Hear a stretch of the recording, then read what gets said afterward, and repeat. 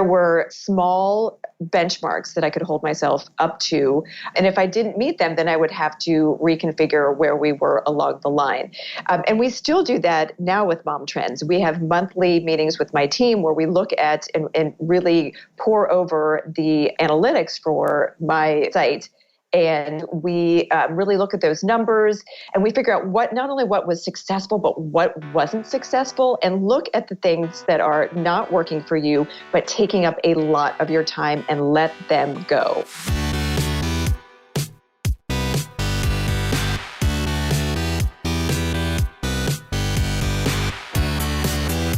You're listening to The Successful Bookkeeper with your host, Michael Palmer. Listen each week as inspiring guests share their secrets of success to help you increase your confidence, work smarter, and build a business you love. This episode of The Successful Bookkeeper is brought to you by PureBookkeeping.com, the proven system to grow your bookkeeping business.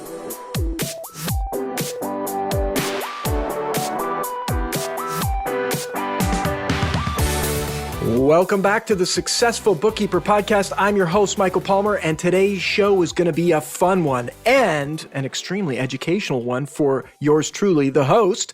Our guest left her role as an executive at Ralph Lauren to launch a blog called Mom Trends in 2007. Since then, it has grown into a boutique media brand that provides the latest news on things trendy and cool for moms. And now she has a book, Mom Boss, Balancing Entrepreneurship, Kids, and Success. Nicole Feliciano, welcome to the podcast. Thanks so much for having me today, Michael. Really glad to be with you. It's great to have you. And I said I was going to learn. Before we started this interview, we talked about the fact that I have a young son and I am here to learn as well about balancing with life and kids and success and all of those good things. But before we get into that, Nicole, please let us know a little bit about your background before we get started so our listener gets to know you. Excellent. So I started in the retail world. I did a few years at the May Company and worked in department stores and advertising and really caught the retail bug. And then from there, I spent almost a decade at Ralph Lauren. And I worked store line at Ralph Lauren, and then I worked in the corporate offices with Mr. Lauren. So it was a dreamy job. I worked on Madison Avenue. I had a fancy office and great clothes, and I worked a ton of hours. I think baseline was about 60 hours a week. And then during market weeks, it was really up closer to 70, 75 hours. So it was fantastic and it was great for its moment in time. But as I wanted to start a family, I was really struggling with the incongruity of the two things, of the career that I was currently in and the type of mother that I wanted to be. So I took a bit of time to do some soul searching, and fortunately I had saved enough money in my years in the corporate world that I was able to take a year off and travel with my then boyfriend. We got married on the trip. We were traveling for a year, and when we came back, we started a family almost immediately. And I was really ready to shift gears. I wanted to do something that used my skills of business building and the sense of style that I had developed for all those years in retail and in fashion. And it was just a matter of good timing at that point because blogs were just happening, just popping up. I did some freelance writing for a few years for a few other sites and was figuring out my voice and the space I wanted to be in. And I launched Mom Trends as a blog in 2007. And it took about 2 years to figure out how to make money out of it. And then from 2009 to 2015, we had just very rapid incremental growth. And then we hit $1 million in revenues. And we've been able to sustain that for the past 3 years, which has been fantastic. So we've kind of leveled off our growth, but we have 5 employees other than myself. Everybody loves their job. We have really low turnover. And the best part is I'm doing what I love while also being really involved in raising my 2 girls. And now they are 12 and 10. And I feel like it's going to be a blink of an eye before they're, on much more independent than where they are now. And I'm just super grateful that I have a work life where I can be present for them and really engaged in something I love building at the same time. And I want to share some of the things that I've done along the way to maybe inspire some of your listeners. Yeah, I'm really excited. And I think you're extremely qualified to be helping us manage success in life and work and kids and all of these good things, because you went from a really, really busy career working for Ralph Lauren and with that, a very prestigious brand, a great career. You left that and then you started a business which is thriving and you have employees. And so I'm really excited to hear what you have to say for our audience and myself about trying to keep it all in check. So about a year and a half ago, I came out with my book, Mom Boss, and it is all about balancing entrepreneurship, kids, and success. And I put the best tips I came up with in the book. And then I also interviewed 100 other female CEOs. And this was anything from a very small company. I talked to a woman who was a hairdresser who was now making her own hair accessories. And she was able to grow her business enough that she really supports her family off of these hair accessories, which is amazing. But the book is full of more tips, and I'm going to give you some of those today. So one of the first I did when I was looking to make the jump was really figuring out the finances before I made the leap and started investing a lot of money into this new business. So I was working as a freelancer, making money, doing the very thing that I was then trying to build. So I always advise, if you can do a little bit of both things before you launch, if you can have a side hustle, if you will, it is a great way to protect your income and protect your family from any vulnerability with the fluctuations in earnings. So I spent about 2 years doing the freelance hustle while building Mom Trends. And I think that was great because I saw how other people created their businesses. I was able to not have to eat into our savings as a family to get Mom Trends up and running. So that was one of the first things, is really mapping out where you're going to turn the line to profitability. And you can't just hope that it's going to happen.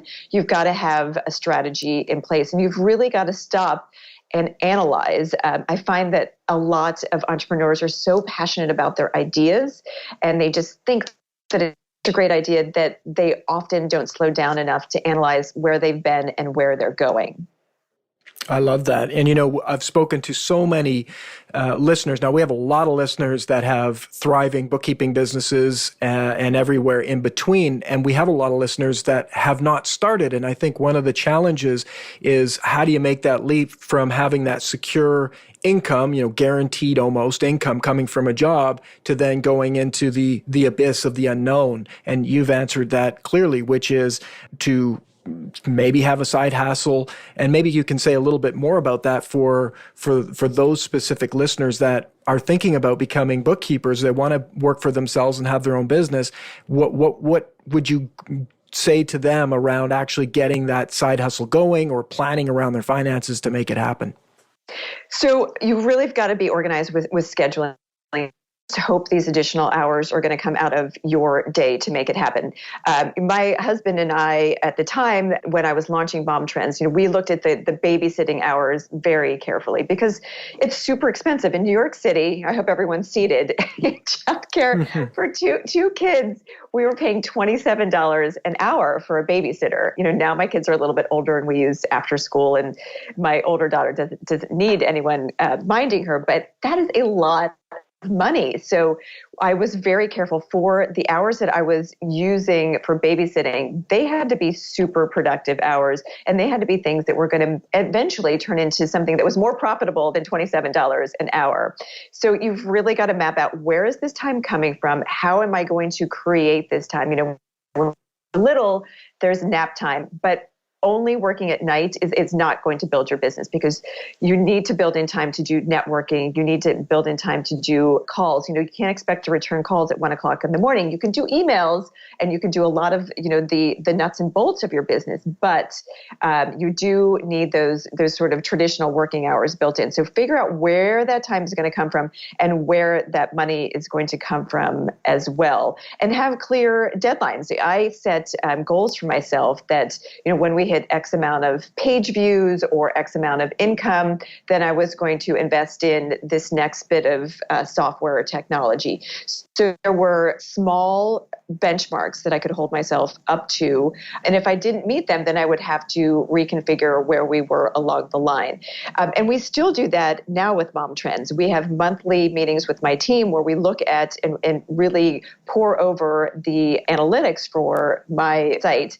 And we really look at those numbers and we figure out not only what was successful, but what wasn't successful, and look at the things that are not working for you, but taking up a lot of your time, and let them go. That's great advice for everyone listening.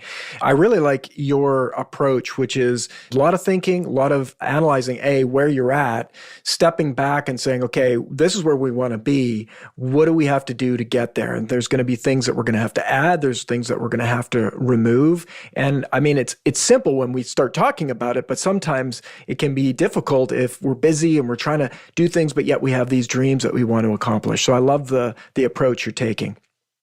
Thank you. Yeah, and I would also really recommend when a company, I relied on freelancers as much as possible. The first two people that came onto our team were on a commission-based basis, and I highly recommend that. So the new team members that you add on, they are very much incentivized to bring in new business to basically create their salary. Now we have people who are on our editorial team, and I can't expect them to be selling and selling marketing deals. So, it took me a few years where I was doing all of the editorial, and then I had two marketing partners that were selling different programs. And when I was able to layer in more staff that were producing great content but not producing revenue, so if you can put off those drains on your resources as long as possible and hire freelancers, I highly recommend it. And we still outsource a great deal here. So, for instance, our bookkeeping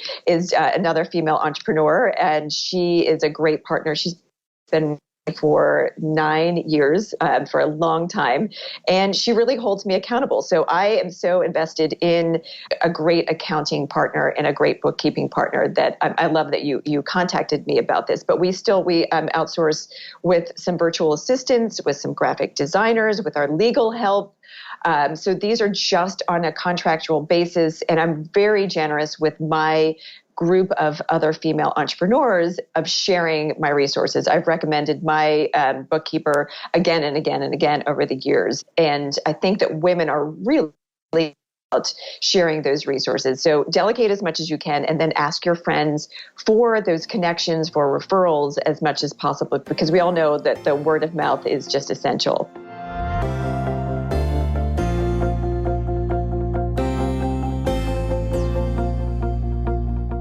I love that. And, I'm like tempted to go down the road of asking you some questions about how the relationship works with your bookkeeper, because I think it's so interesting. And I didn't think of this before we had this conversation, but it's so interesting to hear. It's like the voice of the customer, right? Our listener right now is one of those bookkeepers, and you have a great bookkeeper.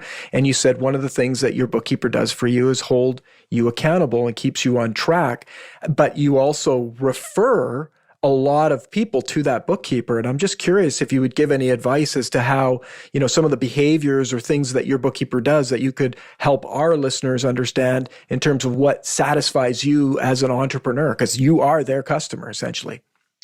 Excellent question. So there's a few things that I would recommend about her. So we have quarterly check-ins when the company was in more rapid growth mode. So she would reach out to me and said, I'd love to go over your quarterly numbers with you. And as the client, I didn't always think it was necessary to do them, but actually after she gave me a half an hour of her time, she had some really interesting insights about where I was spending, and it challenged me in a very way. I didn't feel like she was calling me out, but just said, you might want to think about your expenditures on travel. Are they really paying off in sales? Because there were a few years where we were going to a lot of conferences.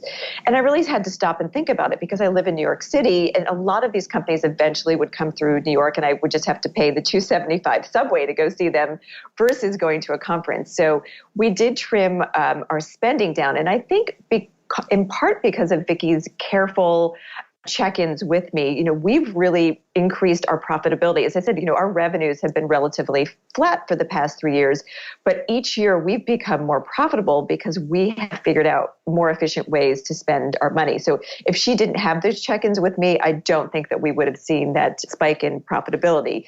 Her reporting is all very clear and concise, and she is always on time. So my monthly recaps come in 3 days after the new month has begun. And then she checks back with me. She highlights a few things that she saw from month to month that may have stuck out to her, but she always offers to answer questions. And she's great about a quick turnaround. So for me, working in social media, things move pretty quickly, and having that speedy response is fantastic. And she's also, shared a few of her clients over the years because she has seen different people in her business. Not everyone works in social media. And so she's referred a few people to me. And I think just being a connector and somebody who is generous with their time and ideas is a great way to build relationships with your clients and also make sure that you're on the top of mind when it comes to referrals as well. And she also gives great Christmas gifts every year. She sent me a few motivational books over the years. I mean, nothing terribly expensive, there's probably $20, $25, but they're really thoughtful. And I always look forward to see which book or what new item she's going to be giving me at the end of the year. So little things like that really matter a lot to me. I love Vicky. Wow. What a great bookkeeper. All of these things. It's absolutely delicious to listen to you talk about your bookkeeper. And I think the audience listening right now is going to be able to take some ideas and implement those and think about, it's one thing to do something, but sometimes you don't get the feedback that it's like, is this valuable to somebody? It's not like every day people are thanking you for whatever you do. But when you hear someone like yourself sharing the joy that you get and the satisfaction and as well the beautiful results, increased profitability on flatline growth. That's just wonderful. So it's, I think, a nice perspective to hear. These little things add up. They make a difference, and it leads to big time, great referrals. And who you refer are likely people like you who are great people. So, I just love that story. So thanks for indulging my question. Let's get back to helping. Absolutely. Let's get back to helping everybody that's listening balance or get to harmony in their life through some of the learnings. What else did you discover about how to make it all work and still keep the family and kids and everybody intact? So this one is more speaking to the female population amongst your listeners, that no one loves a martyr. And I think that women have this long history of attempting to do it all and putting it all on our shoulders. So I'm going to give you a few examples of ways that I don't do that. When I was asked to write this book, it was probably a process about 2 years ago that I started. And I really thought, well, how am I going to get more blood from this particular stone? Because my days are already really full. I do value my health and sleep and exercise, and I didn't want to, give up on anything, but I also wanted to write the book. So I sat down with my husband and I said, look, this is something I want to do. It's be a project that I'm going to expect to do every year, but do you have any creative ideas? And we came up with the idea together that he would start taking the kids to school in the morning. So he would do the breakfast shift, make sure that they were fed, and then it's about a 20-minute walk to our school from our house. So it basically giving me an hour back of my life 5 times a week. So I would get up a little bit earlier. I'd go into my home office and I would just start banging away. I would try to get 500 words or something like that out a morning while he was, I'd go kiss everybody on the head and check in on them. But he was really the man in charge. And by asking for his help, it was amazing. Not only did he become closer with the 2 girls on those walks to school, he said it was the outpouring of information that he got in those 20 minutes, it's about 3/4 of a mile. He said it was just, wow, I didn't know you would get this much info from the girls on the walk to school. And I said, oh yes, that's when it all comes out. So he won because he got a closer relationship with the girls. I won because I didn't have to sacrifice sleep or other things that I wanted to do in order to write this book. So I asked for help. We came up with a plan together and it was a success. And he's still, now that the book is written and the book tour is past, he still walks the girls to school 2 or 3 times a week because he just loves it. So that's a clear example of asking for help, coming up with creative solutions to find more time where you can be productive in your day. My other example is really talking about delegating and saying no to things. So I have 3 things that are really important to me. And I sort of look at it as, the true juggle. I can keep 3 balls in the air. I cannot get that 4th one going. So I know for me that 3 things, I've got my family, I've got my business, and then I've got my health and wellness, which is the 3rd thing. So these 3 things, I can keep them going. Something may be winning more than the other one at any particular time. But when somebody tries to throw me a 4th ball to juggle, I inevitably fail and things fall all over the floor. So I say no to more things than I would like to. I would love to join a book club. I would love to run the New York Marathon. Somebody said, they emailed me this week and said, I've got a free entry in the marathon. Would you like to do it? I know you're a runner. And I just, I look at my schedule and there's no way I can get an extra 15 miles in a week, as much as I would love to do it. I would love to join the book club. Another girlfriend wanted me to join her meditation class. Well, it's 10:30 on Wednesday. I'm at the office that particular day. There are more times that I say no to things than I ever talk about in social media. You're going to see the things that I prioritize: my family, my health, my business. So while it may seem that your friends are getting it all done, are capable of everything, realize that they are saying no in small ways all the time. So you've got to figure out the small no's that you can say along the way so you can get to those big yeses that leave you fulfilled and happy. And you've got to make sure that you give yourself credit for the big wins that you are making. My girls I have a close relationship with them. I have a marriage that I'm committed to and I'm really invested in, and I have a business that I love. So, I try to celebrate those wins rather than grieving the no's that I've made along the way.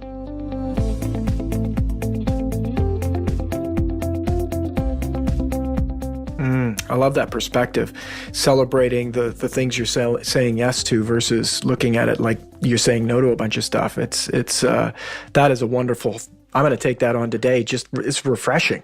Yeah. And it just, wherever you're coming of gratitude and plenty is a much better place to be. And I would also say, when you're building a business and you're building your network, picking very carefully the partners that you're going to work with, both within building your business, and then those peers that you have picked to have on your team who are cheering you on, who are maybe have compatible business or complementary businesses, but who are also entrepreneurs who can share in a big win or more in a loss with you if you've lost a piece of business. But really having women that you can count on, or men who aren't jealous, who aren't going to be competing with you for resources, picking really wisely the people who lift you up, who make you feel confident, powerful, and successful.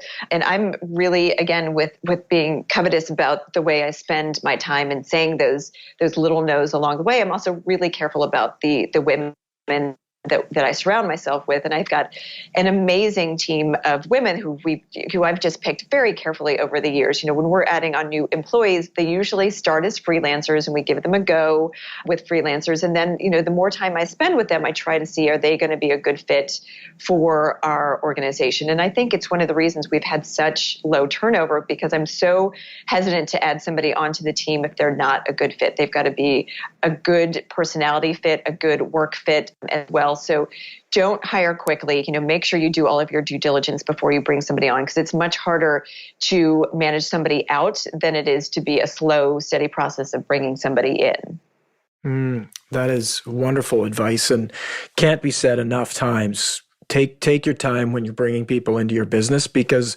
you have to work with them, and it can be a long road, and so much can go into it beforehand, and the exponential amount of energy that would be put on in trying to get rid of somebody. I mean, it's not just something to do. It comes with all sorts of emotional fallout that you have to deal with when people don't work out. So that is a really good piece of advice. And I love that you've really thought about what you want to build, who you want in your business. Likely you've done this as well with your clients and customers as well, is that you're very thoughtful about why you're doing it and who you want to have belong to it, because you're thinking of that end state. What do I want to have? Do I want to have a company filled with a whole bunch of people I love, or the opposite? I really think that's a fantastic way of thinking. And so one of the last things that I would say is, one of the things I like to talk about is the failures as well. And one thing I would recommend to anyone starting a business is keep much better track of your contacts and developing a database of your contacts in your network than I did. So we are still living on a hybrid between Constant Contact and my Google contacts as well. So organize those business cards, have a system for contacts and how you are going to follow up, reach out with people. Our sales team has, developed some systems in place, but I do wish, if I could rewind 11 years to when we were launching the business and had some more systems. We've tried some different CRMs, those customer relationship management tools over the years, and it's so hard to undo 9 or 11 years of having small lists here and small lists there, but segmented lists and really tagging them and keeping them organized as you're growing. If you could do that with starting when you're a smaller business and grow larger, it's going to pay off in spades. So I always like to say one thing I would change about the way we've grown this company, and that is certainly one of them. And there's still way too much living in my brain that should be available to all of my team members, or that is constantly a work in progress of being the founder and the CEO.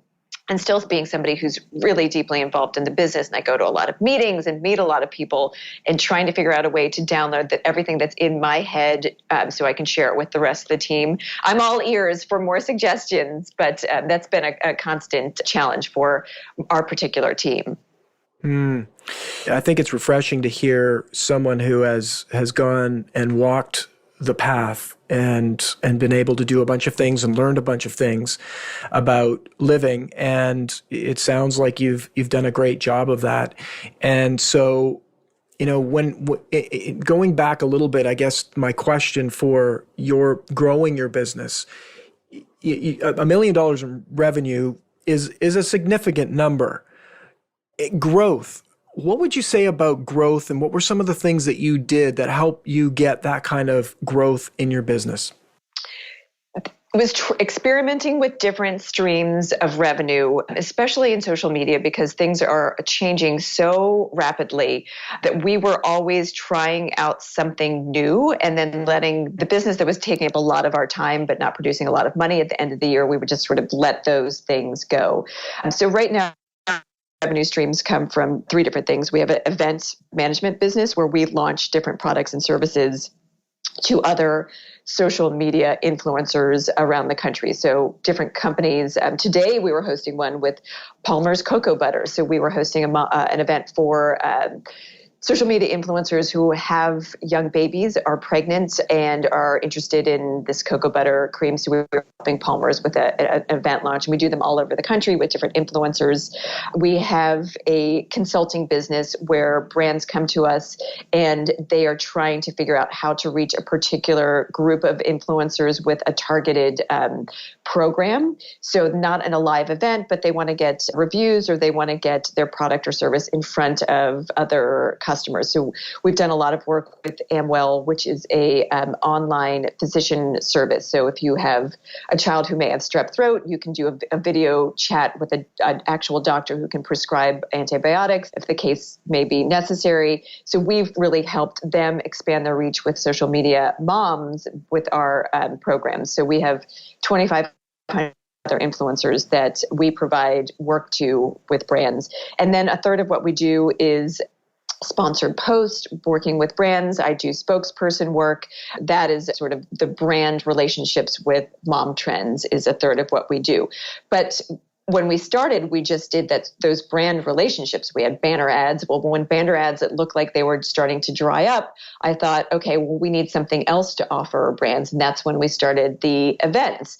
When we sort of reached the level of maturity with events where that was sort of flat at around $300,000 a year that it was producing, we said, well, we could be able to do more with brands if we offered some consulting business where we found them influencers across the country. That's when we added that thing in. So really really identifying needs that your customers have and then filling them has been how we have grown our business to that $1 million mark. Looking at, okay, what else could we be giving them that nobody else is, and then doing it as well as we do all of the other programs. I think everyone knows it's much easier to keep a client you already have happy than to find that new client. So we've really focused on ways where we could build on our relationships that we already had with our clients and offer them more solutions to problems that they may have. Wow. My takeaway from everything that you said, first, number one, it was very interesting, your business model and how you've built it. But as well, my takeaway is that you're constantly looking at your business, you're constantly in communication with your customers, understanding your customers, and really pivoting, if need be, to ensure that the business thrives and grows. And so, that's a lot to take on. There's a lot of things that you've got moving, and you've given us some great tips on how to balance it all and make it all work. When things hit the fan for you, when it just gets to be too much, what is it that you do to take care of yourself? I have a great love of the outdoors. So here in Brooklyn, I run along the waterfront in Brooklyn. You can see Lower Manhattan.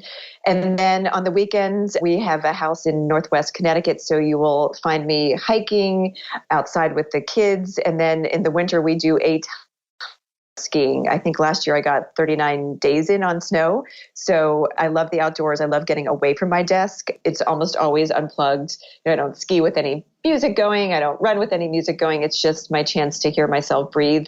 And now I make my girls run with me. They are rather reluctant participants, but they do love skiing with me. So I'm the slowest skier in the family, and they may be the slowest runners for now, but really getting everybody outdoors and fresh air is the way that I like to unwind and refuel myself. Beautiful. Well, it sounds like you've carved out a really nice life, and you are living the way that you recommend in your books and in your business. It's very inspirational to me, and I hope so for the listener right now. Where can people find out more about you? So on social media, you can find me at Mom Trends on Twitter and on Instagram. And we have a Facebook page. momtrends.com is our website. Every day there are new solutions popping up for busy moms. And most of the women we speak to on all of our social media channels, on the website and the social media, they are working moms. So I think that, we're all about providing solutions and making them feel like they got this. And then Mom Boss is available on Amazon and in Barnes & Noble as well. And it is a great resource. It is basically getting to spend, 3 or 4 hours worth of one-on-one consulting with me on how to grow your business in a book. So I hope everybody picks it up. Beautiful. And I would say, for the listener, if you've got entrepreneurs who are women and mothers, get the book as a gift. We've already heard that this is a nice little touch. And so if you have that great customer that you love and cherish, send them Mom Boss off of Amazon. They'll enjoy it, and they'll be able to get more balance in their life. Nicole, thank you so much for generously giving us your time to share about your business and how our listeners can balance entrepreneurship, kids, and success. Thank you so much, Michael. Well, that wraps another episode of the Successful Bookkeeper podcast. To learn more about today's guests and to get access to all sorts of valuable free business building resources, you can go to thesuccessfulbookkeeper.com. Until next time, goodbye.